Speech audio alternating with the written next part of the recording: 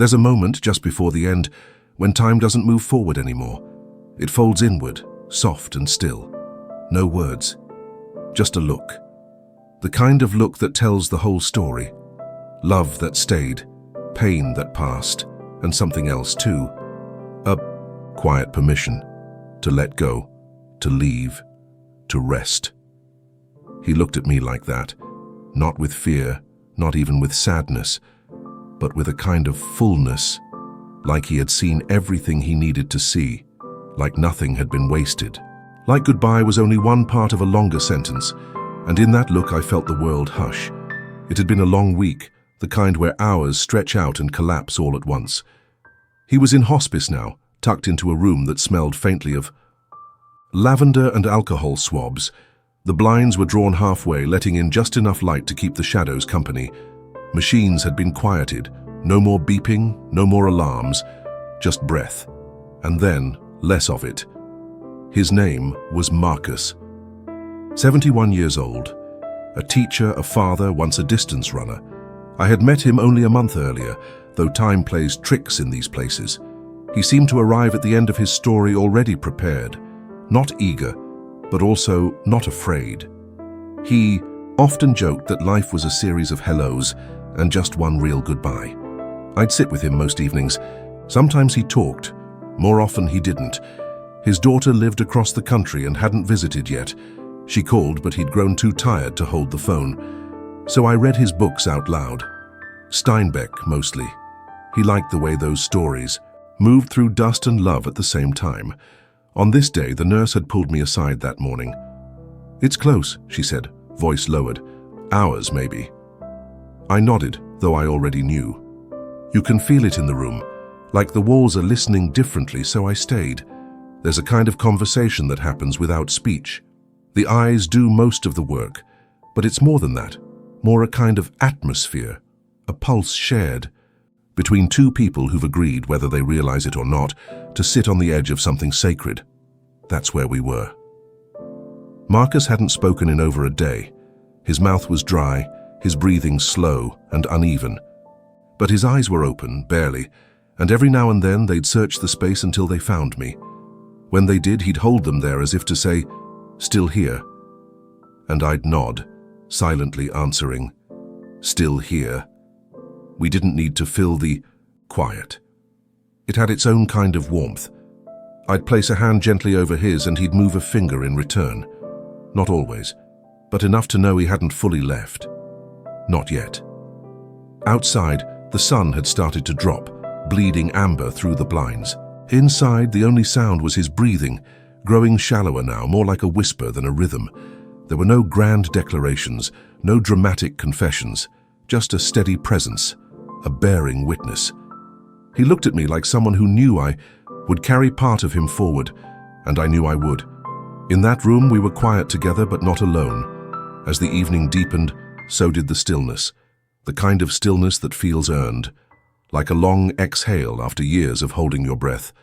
Marcus's body had softened. The tension that illness brings, the clenching, the bracing, was no longer there. His face, lined and weathered, now looked somehow younger, like the years had let go of him before he let go of them. The furrow in his brow had smoothed. Even his hands, once restless, had settled on the blanket like they finally knew where to rest. There's something holy about this phase. Not in the religious sense necessarily, but in the way that it feels untouched by everything else. No schedules, no goals, no pretense, just a body winding down, just a soul beginning to drift. The nurse came in briefly, checked his pulse without speaking, then touched my shoulder as she left, a silent way of saying, "It's soon." I leaned in closer. I wasn't afraid, though my chest felt heavy with the weight of what was coming. He blinked slowly, the kind of blink that lingers halfway, and I knew he was somewhere in between.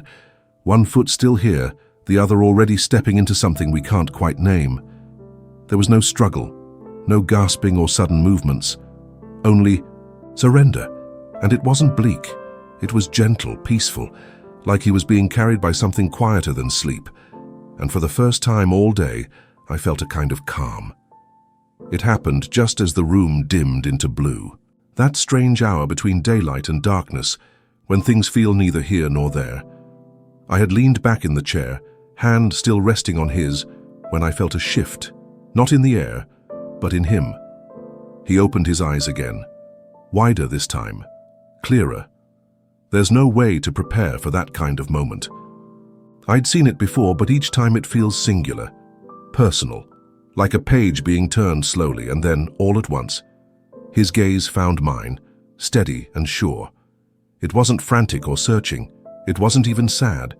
It was full of memory, of meaning, as if that one last look could carry everything that hadn't been said and everything that had, and it did. In that gaze, I saw a life, the pride of a father, the ache of distance, the quiet victories, the failures forgiven, the questions he no longer needed answered. It was all there. And for a second, I wasn't watching a man die. I was watching a man arrive. He blinked once, slowly, and then his eyes didn't open again. I didn't speak, just sat there, letting the silence wrap around us like a blanket. That final look, his parting gift, still hanging in the air, as real as breath. It was the kind of goodbye that doesn't need to be spoken, because it already was. It was quiet when it happened. Not the kind of quiet you notice right away, but the kind that reveals itself slowly as something missing. A silence beneath the silence. His breathing, once uneven and shallow, simply stopped.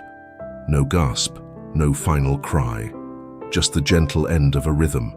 I waited, not because I doubted, but because part of me needed to sit with that absence, to make sure. It wasn't just a pause, but it was no pause. He had let go, fully. I leaned in close, listening, watching. His chest no longer rose. His fingers had gone still. His jaw, once tense with pain, was slack now. Not empty, not lifeless, just still. A stillness that felt complete. I've seen death before. It's never the same. Sometimes it comes like a storm. Other times, like this, more a soft closing than a dramatic exit. If you blink, you might miss it. But if you're paying attention, you feel it in your own breath, like something just passed through you. I sat there a long while, not ready to call the nurse, not ready to move. I held his hand, still warm, and whispered the only words that came. Thank you, not for dying, but for trusting me, for letting me be there, for that final look. Outside, a breeze stirred the leaves. Inside, nothing moved, and in that nothing, something sacred remained. After death, the body lingers. But what lingers even more is everything it once held. The room didn't feel empty, not yet. His shape was still there in the air, the cadence of his voice, the quiet humor in his eyes, the weight of his stories. Grief hadn't arrived fully. It was still circling, waiting for its moment. What I felt instead was presence, heavy and quiet. I sat with him just a little longer, long enough to feel the change. The room wasn't watching anymore. The walls, the floor, the chair, they all seemed to release something too, as if the world had exhaled alongside him. Eventually, the nurse returned. She didn't rush. She looked at him like someone greeting an old friend. There's a reverence in that kind of care, a wordless acknowledgement that this person mattered, even now, especially now. We washed his face, straightened the sheets, lit a small candle, not for ceremony, but for stillness. Some light, however small, to accompany the darkness that would surely come. What remains isn't just a memory, it's the imprint of being witnessed, of being known.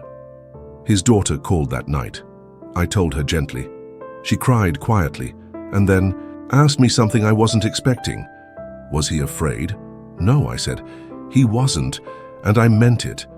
Marcus left behind no grand legacy, no headlines, just a kind of grace in his going, a soft reminder that being seen, truly seen, is its own kind of immortality.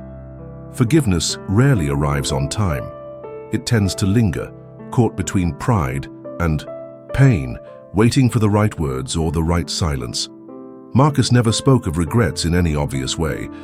He didn't recount past mistakes or seek absolution out loud, but his daughter's absence was a quiet thread that wove through his final days, not bitter, but tender, as though something between them had frayed a long time ago and neither had found the nerve to mend it. And yet in those last hours something softened, in his eyes, in the way he held still. Not as if he had given up, but as if he had given in to something gentler, something beyond explanation. Forgiveness doesn't always need an apology. Sometimes it lives in a look, in a breath, in the simple act of staying. He had a photo of her beside the bed, faded at the edges, tucked into the fold of a paperback. He asked me once, days before the end, to place it where he could see it. "Right there," he said, pointing to the windowsill. "In the light." When she called after he passed, I told her about the photo, about how he kept it near, about the way he looked at it. I didn't mention the tears that had pooled in his eyes that final afternoon, or how he mouthed something I couldn't quite hear. Maybe it was her name. Maybe it was, "I'm sorry." Or maybe just, "I love you." Whatever it was enough.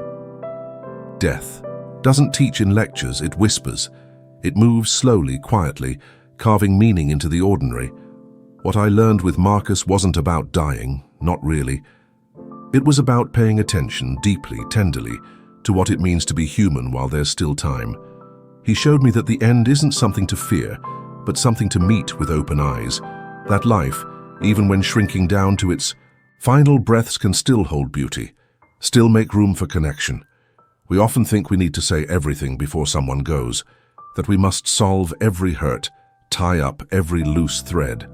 But Marcus taught me that presence sometimes says more than speech ever could. That being beside someone, truly beside them, is its own kind of healing.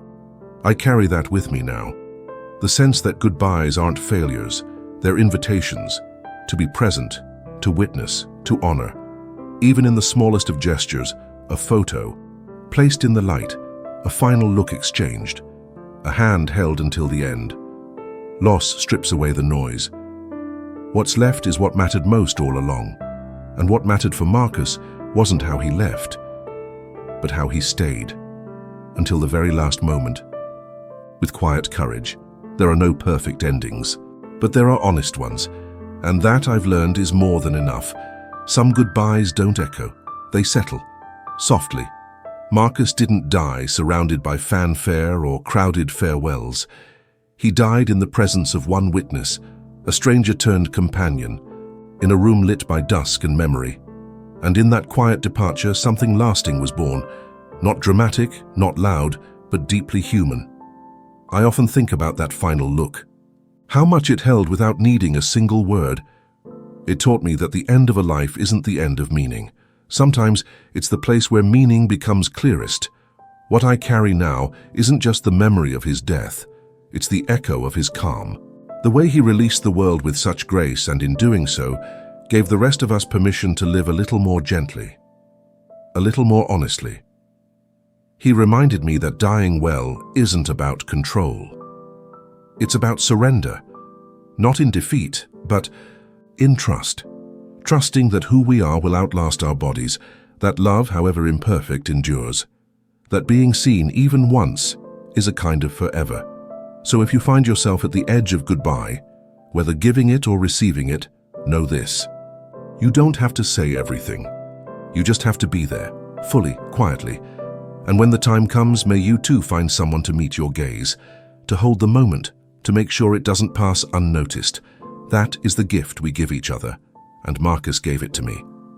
In his final hours, Marcus didn't speak, but he didn't need to. Through a single lingering look just before goodbye, he shared everything: love, release, forgiveness, and the quiet courage to let go. This intimate, true end-of-life story invites you into a hospice room filled not with fear, but with presence, stillness, and a kind of peace only the dying seem to know. Narrated in the spirit of palliative care physician B.J. Miller, this video explores what it means to die well and what remains when words fall away. A tender meditation on grief, memory, and the sacredness of being seen at the end. If this story moved you, consider subscribing for more reflections on loss, love, and the quiet moments that matter most.